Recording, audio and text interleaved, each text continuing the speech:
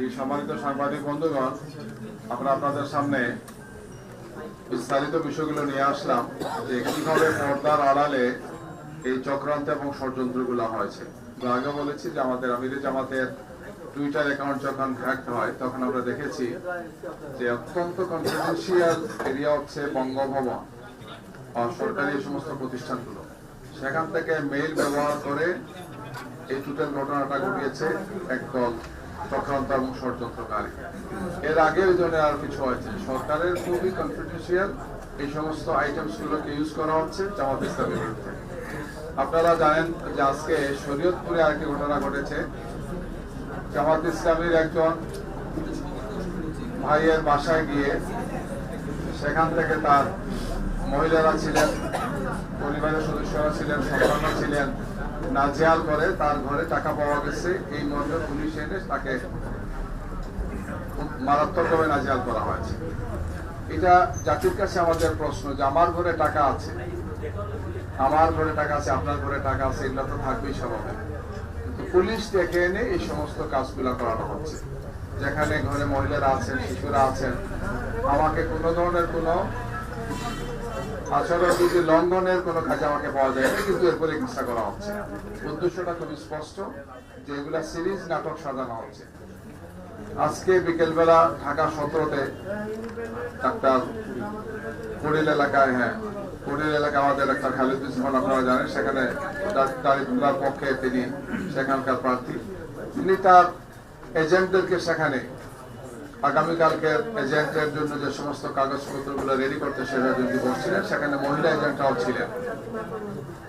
তো সেখানে সে একজন লোক টাকা বিতরণ করছেন, এই অজুহাতে তাদেরকে গায়ে হাত তুলেছে, একজন নারীকে আহত করেছে, তার মাথায় আঘাত দিয়েছে। আমরা সেই সমস্ত সবগুলো তথ্য আপনাদের গ্রুপে দিয়ে দিব, আপনারা সেগুলো দেখবেন, হয়তো ইতিমধ্যে অনেকে দেখেছেন।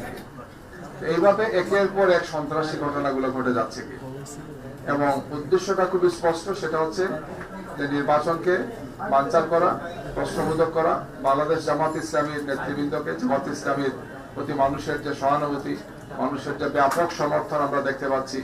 আমাদের নারী কর্মীদের কাজের কারণে তাদের উপর হামলা করা হচ্ছে, নারীরা যাতে যেতে না পারেন নির্বাচন কেন্দ্রে সেই জন্য বিভিন্ন হুমকি দেওয়া হচ্ছে, তাদেরকে বিভিন্ন কাল্পনিক অভিযোগগুলো করা হচ্ছে। অলরেডি তাদের একজন নেতা বলেছেন ব্রিফিং এ যে নারীদেরকে অবশ্যই বোরকা খুলে যেতে হবে। তো বোরকা পরে যাবে না খুলে যাবে, এটা তো সেই ব্যক্তির তার অধিকার। নির্বাচন কমিশন ঠিক করবেন যে তার ভোটার তালিকা দেখে তাকে চিনতে হবে, তার একটা বিধিগত ব্যবস্থা আছে। এখন থেকেই এই ধরনের বিভিন্ন নাটক সাজানো হচ্ছে, বিভিন্ন ধরনের ঘটনা ঘটানো হচ্ছে, আক্রমণ করা হচ্ছে, আহত করা হচ্ছে। আমরা মনে করি যে একটা দল এবং প্রশাসনের একটা অংশ যারা ফেসিবাদের সাথে ছিলেন, এই সমস্ত চক্রান্তকারী ষড়যন্ত্রকারীরা এক হয়ে এই সমস্ত ঘটনাগুলো একের পরে তারা সংগঠিত করছে। গতকালকে আমাদের আমিরে জামাতের আসন যেটা ঢাকা 15-তে, আপনারা জানেন যে সেখানে প্রায় 12টি তার নির্বাচনী অফিস যেগুলা ছিল, বিধি অনুযায়ী আমরা করেছি যে সমস্ত বিধি মেনে করত, সেগুলা কে বা কারা ভেঙে ফেলেছে, অথবা তার সবগুলো আইটেমগুলো তারা চুরি করে নিয়ে গেছে, ধ্বংস করেছে। সমস্ত একটা আইটেম আমরা আজকে দেখছি কেমন। এই সব মিলে আমরা আপনাদের সামনে উপস্থাপন করতে চাই যে এখন জাতি যেখানে একটি উৎসবমুখ পরিবেশে নির্বাচনের জন্য প্রস্তুতি নিচ্ছে। আপনারা দেখেছেন যে গত কয়েকদিন থেকে লক্ষ লক্ষ লোক বাড়ি অভিমুখে যাচ্ছে, এবং এটা ইতিহাসের একটা সেরা নির্বাচন মনে করি তারা যাচ্ছে, যারা গত 3-3টি নির্বাচনে অংশগ্রহণ করতে পারে নাই, যাদের অনেকের বয়স 30-32 বছর হয়ে গেছে, তারা শত রিস্ক নিয়েও সেখানে যাচ্ছেন।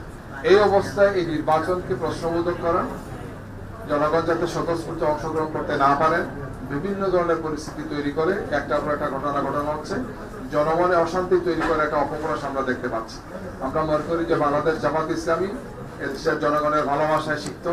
আমরা অতীতেও জনগণকে সাথে নিয়ে চক্রান্তের মোকাবেলা করেছি, সামনে ইনশাল্লাহ আমরা জনগণকে সাথে নিয়ে আমরা চক্রান্তের মোকাবেলা করে ইনশাল্লাহ জনগণের বিজয় অর্জিত হবে ইনশাল্লাহ। যে ওভারঅল যে কথা আপনাদেরকে দেখানো হলো এই ভিডিও ক্লিপের মাধ্যমে, সেখানে কয়েকটি বিষয়, জাস্ট যে ঘটনাটা আরম্ভ হয়েছে, তিনি গিয়েছেন, আমি আগে বলেছি প্রথমে যে ঢাকা বিমানবন্দর যেটা, শাহজালাল বিমানবন্দরে গিয়েছেন, এন্ট্রি পয়েন্টে তাকে কেউ কোনো ক্লিয়ার হয়েছে, সেখানকার অফিসার বলেছেন যে এই ব্যাপারে কোনো বার নাই। এটা বাংলাদেশের যে কোনো ব্যক্তি এটা জানেন যে আমি আমার সম্পদ, আমি আমার অর্থ, আমি আমার যে কোনো কিছু নিয়ে বৈধভাবে চলাফেরা করতে পারি। এই অবস্থায় তিনি গিয়েছেন। 40 থেকে 45 মিনিটের মাথায় পরে পুরোটা সাজানো হয়েছে। এসপি সাহেব এখানে আসার কথা, তার ডিউটি আর করে নয়, সাংবাদিকদেরকে তিনি ডেকে নিয়ে আসছেন, এনে এই টোটাল নাটকটা তারা করেছেন। এবং খুবই অ্যালার্মিং যেটা হচ্ছে যে বিমানবন্দরে যে গ্রিন চ্যানেল বা সিকিউরিটি যে চ্যানেলটা আছে, সেই চ্যানেল একটা খুবই সফিস্টিকেটেড এবং খুবই সিকিউর প্লেস। এখানে কোনো অবস্থায় এটা পাবলিক হওয়ার কথা না, কিন্তু কয়েক মিনিটের মাথায় এটা চলে আসছে মিডিয়াতে। এর অর্থ হচ্ছে এটাই যে সরকারের ভিতরে থাকা, পদ পেতে থাকা স্বৈরাচারের দূষররা, ফেসিবাদের দূষর একদল লোক এই কাজের সাথে জড়িত আমাদের মনে হচ্ছে।